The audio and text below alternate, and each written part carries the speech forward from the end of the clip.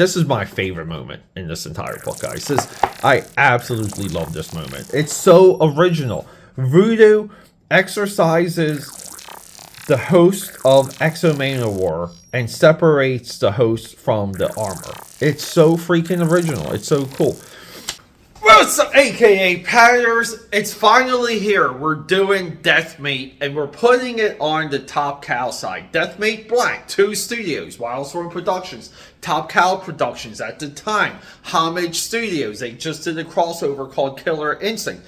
Intercompany crossover. Flip this over. Company crossover. We put this on the Top Cow side for one really good reason. I debated it. We have to roll. Let's go.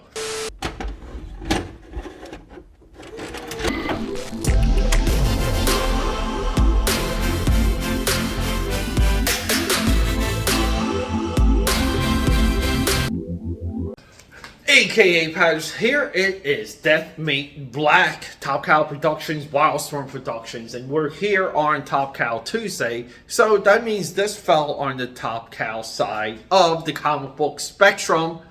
But welcome back to the channel. Peter A. DeLuca here, AKA Pad69, and isn't she beautiful? Say it with me, known throughout Philadelphia, PA, and the Top Cow universe as your eclectic one. So, DEATHMATE is one of the most misunderstood, not ever read, down in the trenches. Everyone likes to bash, everyone likes to make fun of. People like to pretend DEATHMATE somehow led to the destruction of the 90s comic book industry or the retail front of comic book industry. It sounded like there were distribution wars or Marvel getting balled out and going bankrupt. And it's not like there wasn't exorbitant page rates, okay? A million things attributed to the downfall of the comic book bubble in the 90s going into the 2000s, but one of them was not DEATHMATE. Now, it could be like a small, bullet point that we might want to discuss, but there's so many commentators out there that just want to attack this series. They take a high horse and they want to look down on things, and they just pretend like it was awful, or pretend that they can't have a good time reading a comic, or they just want to sound smart and intelligent. And believe it or not, the DEATHMATE Valiant Comics, who was the publisher of the time, keep that in mind, Valiant Comics was making the best comics in the 90s, period.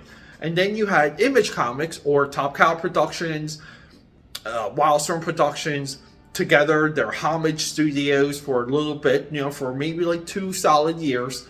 But they're getting together and they're doing things, and companies are colluding to compete with Marvel and DC. And at the time, it was really reversed. Marvel and DC were competing with the attention DEATHMATE was getting. This disrupts the entire system, and now the system is so reverse and backwards that for comic book shops to survive, we need a strong DC monthly rollout. We need a strong Marvel monthly rollout for customers, retailers, and distributors. This here, if things were different, Marvel and DC forever would be chasing everything that came out of the Image Comics boom, or the Malibu Comics boom, the Valiant comic books boom, the Chaos comic books boom. There was a lot of players in comic books at this time, and collectively they were they were slaughtering Marvel and DC Comics, where they were struggling to keep up with just even the tone and trying to discover what the modern day audience wanted. Jim Lee, Marc Silvestri at this time knew exactly what the audience wanted, and they just poured gasoline on it. And along the way, we get this. So when I read this, I wanted to put all the negativity aside, and I just went back to my youth. Me, as a young little buck across that bridge in New Jersey, I just wanted to pretend, what if someone gave me this? Like someone in school, or someone pulled it out of their backpack, or my sister came home and threw it on my drawing desk and said, hey, I saw this, I bought it for you, I love you, Peter. Warms my heart. You want to go back, you want to revert yourself to the time of something's release when you want to absorb it and be in the right frame to receive the work.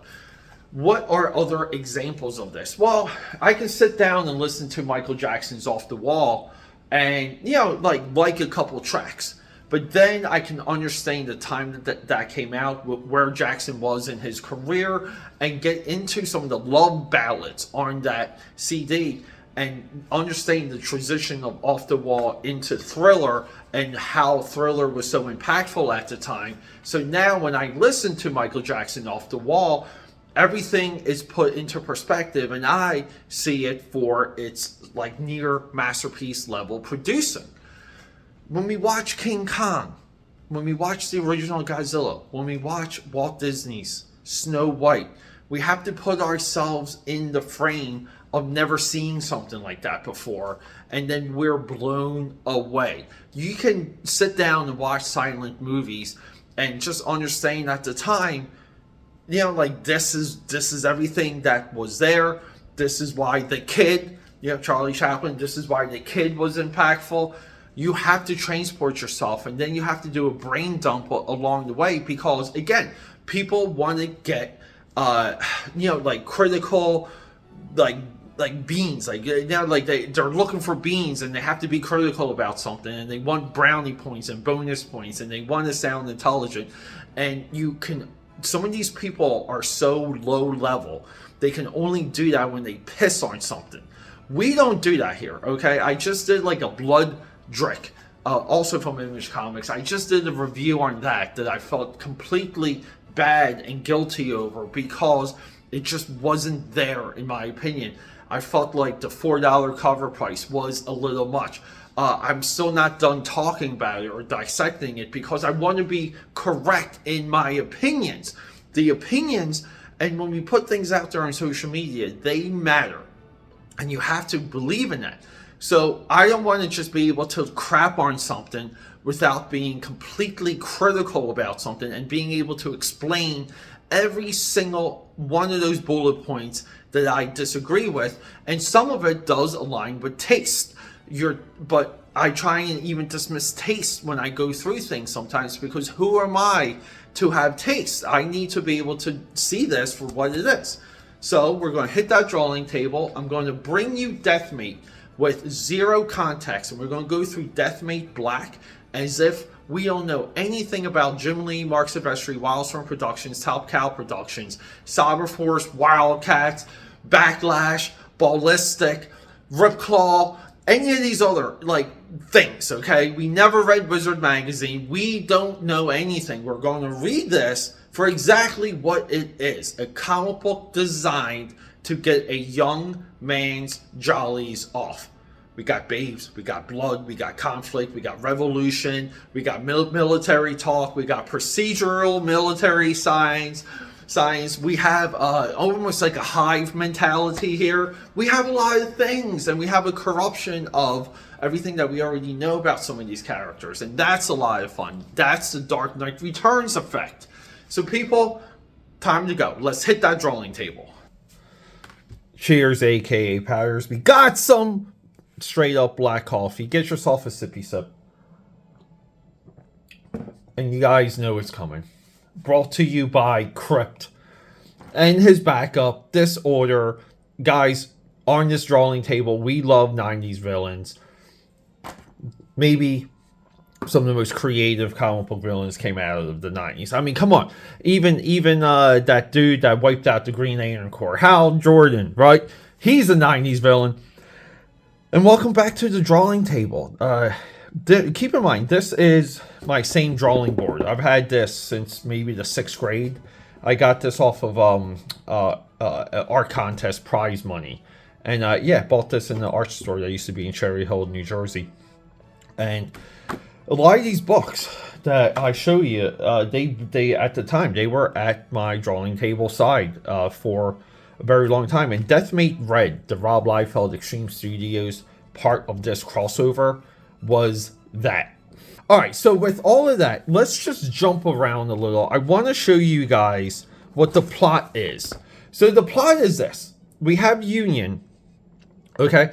And they're the villains, the bad guys, the Exo Manowar here. Again, we have like he's like a caveman that becomes, you know, he gets to awareness, but then he has this exosuit that does all these amazing things. They are using Union's power, okay, to drug. We have Misery here. We have I think this is Killjoy, Lord Emp. No, that's Killjoy. Maybe that's Void. I'm not really sure who that is. I don't think they even say. But we have Misery, Killjoy from Cyberforce, Lord Emp from Wildcats, and we have Battalion from Stormwatch. And these are I guess like they're trying to say these are the psychics. They're drugged through Union, who later in the story, they break Union free, okay? And there's, say you see the explosion right here, and Union's free, and he flies off. Union is also one of the characters, very much like Void, where they're like aware that they're in a different reality. So they're able to have this like powerful stuff because they're drugging Union, or they're drugging everyone through Union's power, and they're using the power of Battalion and Lord M, basically the psychics, because we have a giant fortress above St. Louis, the St. Louis Arches, but they use that to, well, I'm going to get to that real quick because no one draws the fortress with any scale in this. That's one of my biggest complaints. But so at this point, they have like the super power center. They have Union filtering power that's somewhat used as a drug to the most powerful psychics of the Wildstorm universe. And it gets beamed down to these guys, and they're called Wildcore, but they're riff on Wildcats and Hardcore from Valiant. The whole gimmick for these guys, I always thought it was great. So essentially, you would have your Wildcore member, and then you have like a floating satellite, and the satellite can beam powers to your, you know, soldier as they're running around. So you get you get people on comms, and you get real good back and forth, because it'll be like, I need my shields, and they're like, we'll give you your shields, and I have my shields. Or, you know, again, like you can set up situations where they're not quite able to do that, so you depower your heroes relatively easy and fast. It's a we call those gimmicks. It's a great effing gimmick. The having little change to Exo Manowar, could they add red? That's like their big change. Nothing, and spikes, okay? There's nothing visual to tell you that Exo Manowar is now a part of the bad guys. When we're doing like a shared universe, we want to have notes of that, you know, like that's the exciting part, but we also want it clear. Now, during this time, they're also doing the Cyberforce Wildcats crossover Killer Instinct. So we're like right smack in the middle of Homage and Homage's height. At this time in comic book history, it's almost like you could do no wrong.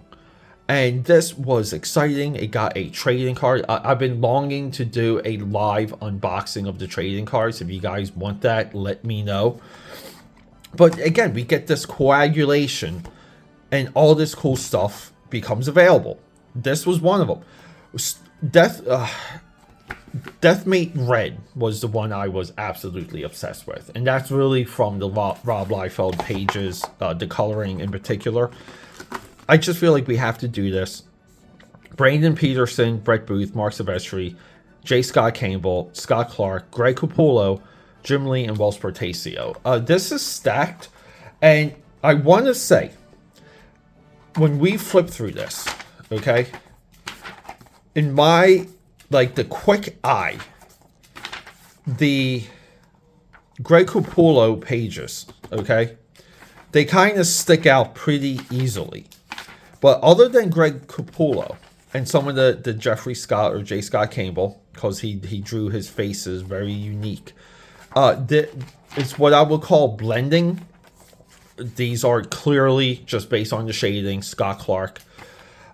There's a little bit of an overlap when some pages end and others begin, and the new artist picks it up. And I want to say that the studio kind of had, like, for example, you know, we have these Scott Clark pages. Okay, and I'm sorry, these are your Greg Capullo. And, you know, we have like a clear, right, Scott Clark, dark shadows, Greg Capullo, not a lot of shadows, and you know, not until he works with Todd McFarlane. The Greg Capullo stuff, though, like blends here, like kind of into the, you know, like the Jim Lee stuff. Because that's a Capullo face, right? Like, but maybe that's like a Jim Lee head. That's maybe a Jim Lee pose where Voodoo shoots out Exo Manowar. Great. This is my favorite moment in this entire book, guys. I absolutely love this moment. It's so original. Voodoo exercises the host of Exo Manowar and separates the host from the armor. It's so freaking original. It's so cool. But there is like a little bit of a blending, because here you can see we're full into Jim Lee. And you can really tell, not even by the style, but just by the storytelling. And I really think this is one of their absolute prime productions, because they overlap things in some areas very clearly. Because even here, like these are the Marc Silvestri pages, right? We can tell it's Marc Silvestri just by the folds and the piping and Voodoo's cape here, or I don't know, duster. I'm not sure what Voodoo's even wearing. I guess her cloak, her bathrobe. She takes off her bathrobe and then it's just tight around the boobies. I'm all in. But this face here clearly looks like a Wells Portacio face. And then if we get into, this is what I was saying, toothbrush of truth here. The scale of the evil empire on top of the arches in St. Louis never gets sold. It's too abstract of an idea. We have right here, we have Brandon Peterson trying to sell it. Let's see how Jim Lee tries to sell it. And if you're of the right mind, you know, you can go through these and you just learn like a lot of stuff. Here's the Jim Lee stuff here, right? Like no one really gets the scale, and you kind of want to say what you needed was, I mean, we're caption and word balloon heavy. Gen 13 is the rebellion against the Empire, Exo Manowar. And, you know, Gen 13's there kicking ass. Really, everything very much well drawn by Brandon Peterson here. Like, what a great opener. This spread here is maybe the worst piece of art in the entire book. But we can kind of see potentially it was blown up for scale.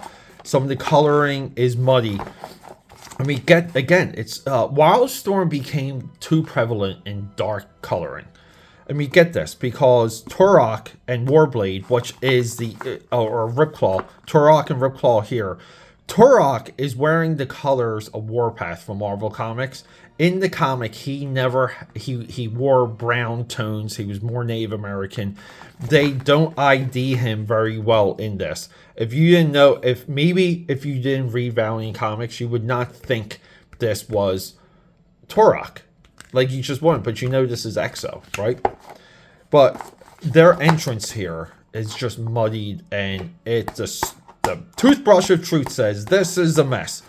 And we get this giant arm here by Brandon Peterson from Fairchild. And yeah, I guess, like, we gotta go with it, but we have Mother May I with very little design improvements and adjustments to show that we're in an alternate universe. But any length of Mother May I, like, I'm all in, everyone. But yeah, but we get the power set of Gen 13. We don't get too much of Grunge using his powers, because he gets taken out pretty early by Mother May I. But essentially, the Gen 13 team gets taken out by Ripclaw and friends. And yeah, I mean, we have Burnout here, we have Freefall, we have, yeah, they're here, and they're going to get executed in the next couple pages, where, yeah, Grunge just gets his head splattered, and some of this reawakens Ripclaw. So now we have, you know, like we have our MacGuffin, our plot device, which is Union being used as a drug, for the psychics of the Wildstorm universe. You know, Shadow King from X-Men type stuff, or the Apocalypse, right? The Apocalypse Psychic Wars, if you want to have another X-Men psychic reference. So, you know, like, this is how we stop the bad guys. We establish this, you know, artfully, too, in the first page. But then, like, the real arc is Ripclaw, and that's why we're here on Top Cow Tuesday. But Ripclaw has his awakening. He fights his brother. I would love to see, like, another, like, this is almost like a bootleg comic book idea. I want Ripclaw and Turok to, I want to see what they were doing before this, because the two of them, both being Native American and being prime time Native American characters, people, you know, Ripclaw got a comic book statue in like a year of his premiere, and Turok lit up sales. Turok was a huge, I mean, I think it was Magnus Robot Fighter issue 6 or 12, the first appearance of Turok, shot up in value. Okay, I would love to see these two in more adventures, because I think the combination of the characters and making them kind of like spiritual brothers works. But yeah, Ripclaw starts to have his awareness, and as you would guess, a fight ensues. And this is, again, some of the design work here, it's tough because we have two juggernauts in sales. We have Valiant and Image, two juggernauts, and you kind of want to say, don't corrupt our characters too much. We need, Turok got corrupted. I'm not sure how they got away with that, but even Top Cow and Wildstorm protect their creations, and we just have a cybernetic forearms for Ripclaw. But Ripclaw gets, he loses the battle against Turok, which is awesome. Turok shoots this, you know, exploding arrow, nukes him. He falls into a hole. We have the arm left over, and then here we go. He collapses, or just essentially drops. And good panel here, by the way.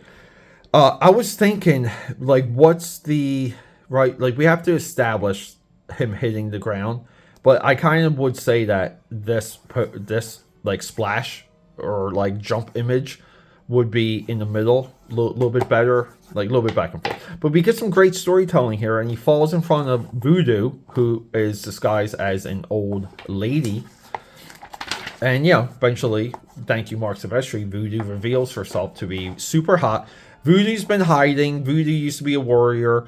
They talk about her in like a reverence of like longing, meaning they beg for the days that Voodoo and some of her other friends would like return. But now they have Voodoo, and they go into kind of like the Weather Underground, and we get a mall definition here that we hadn't seen, and this later shows up with Joe Casey and Wildcats 2.0.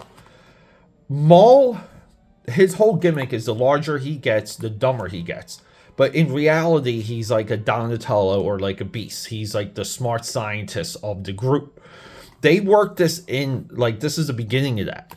And to have a character who's insanely intelligent, and then his superpower make him dumb, the superpower makes Maul dumb, is so effing fun and original. I got, like, this page alone, I absolutely love this page because it establishes Maul's intelligence. So anyway, and we see some of the Wild Corps.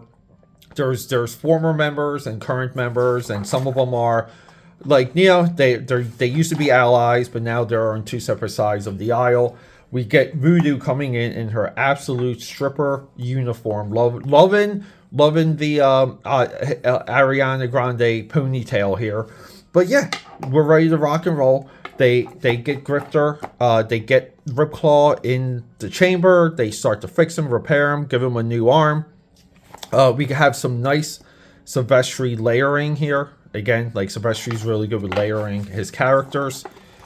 We get a beautiful profile here. That's a great segue. Oh, and J. Scott Campbell cannot figure out how to draw the scale of the evil Empire City hanging above St. Louis. Here we get a little bit more exposition of what's happening with using Union as a drug and making the other psychics of the Wildstorm universe addicted to the drug. So we get some evil exposition there. But yeah, And then we get, right, the war starts. We get into, they're like, hey, we have to get, and look at Scott Clark here. How do you not love Scott Clark? Well, we're going to get into Stormwatch issues 1, 2, and 3. We got some drawing issues with Scott Clark there. But Scott Clark, I mean, look at Scott Clark. Look at his hair. He's so good.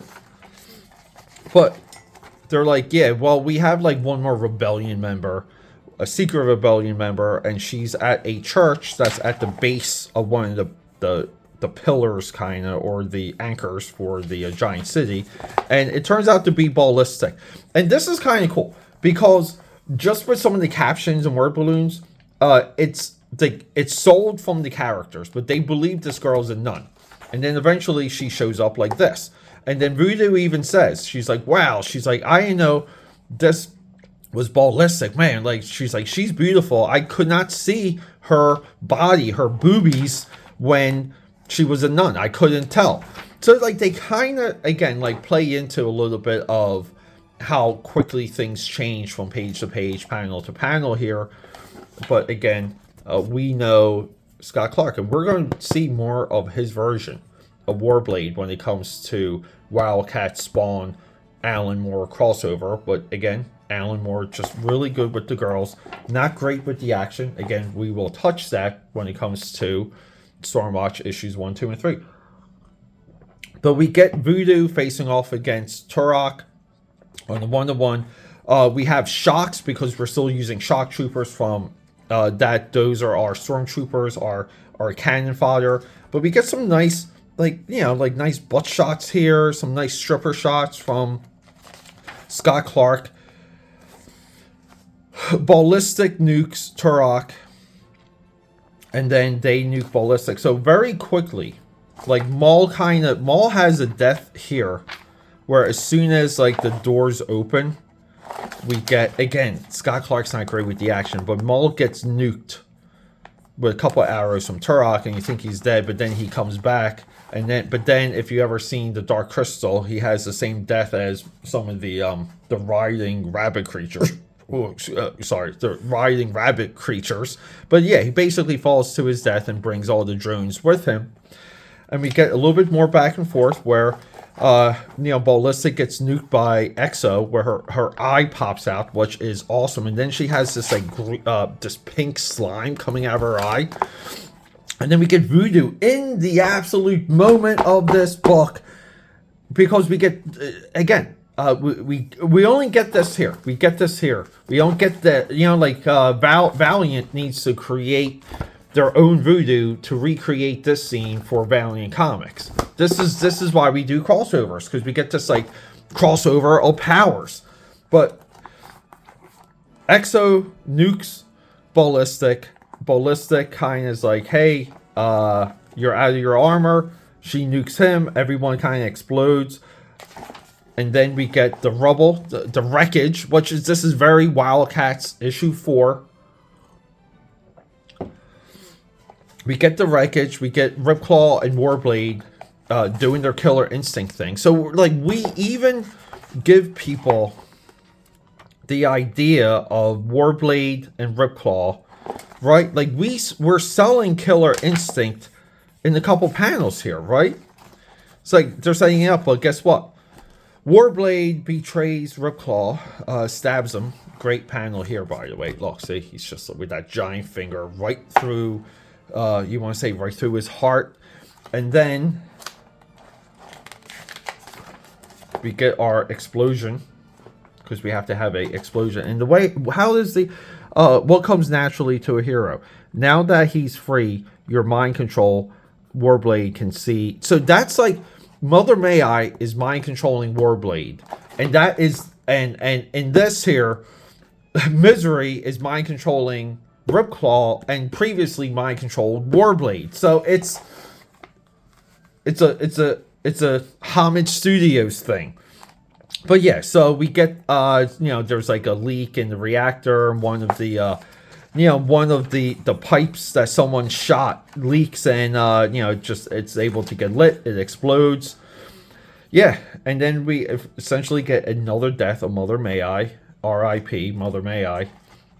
The heroes run off, and this is something I like, because you're like, hey, what happened to Fairchild? Because in the beginning, right, like Fairchild is running the rebellion almost, right? Like she's our like Princess Leia with giant muscles, boobies, and a nice donkey dunk, and you're like, well, where is she during this? Clear influence, guys, right? Say with me, Wells Portacio layout. Again, Wells Portacio had amazing instincts for layouts at this time. So when they're gearing up to start their mission, and I want to say, where is it? It's like right here, right? So, you know, they get to the base of the church, and they run into the nun ballistic. They break everything down. They're like, you guys are doing this, we're doing that. And Ballistic tells Fairchild, you stay behind, because when we're successful and we, you know, get the bad guys and we blow up this very hard to sell idea of evil castle cybernetic world above St. Louis, when we blow it up, you're going to be left to pick up the ashes. And it's a great ending, because they set it up. And yeah, Fairchild inherits the world from this version of DeathMate. Now, I can't speak on what happens after, because again, we went into the logo, and the logo is kind of like a birth of a new world. I don't know if this continuity gets destroyed in the epilogue. It very well might, but just be mindful. We will be doing a DeathMate full retrospective on this channel. I will put that retrospective in both the Wildcats and Top Cal playlists, but it will be a separate, it's going to be a separate, its own thing, okay? And the reason for that is because DeathMate does incorporate a lot from Valiant. The entire retrospective review criticism of DeathMate that I'm planning will include a lot of Valiant references. I have to build up that library. I have a lot of the Image ones already, as you know. But to rebuild my Valiant comic book library is one of my objectives at this point. Because people knock this book. To me, this is fun. It's exciting. We get everything set up in the first 2 pages. There's a sense of dread because the clock is ticking, and we are to believe that our heroes are overpowered. Again, good storytelling. We have a good MacGuffin. We have an introduction of good characters, good confrontations, payoffs, fights, revelations. You know, we got, again, revelations with Warblade here. And it's just fun. And we leave with 2 big questions. And the 2 big questions is exactly what is Union's nature in this, like after the story, and we're done with the story. That sucks. And then what happens with Fairchild after this? This is the way to do a crossover, but there's also a reason why crossovers are not 100% satisfactory. They're not, but DeathMate, they went all in on it, and you have to give them credit.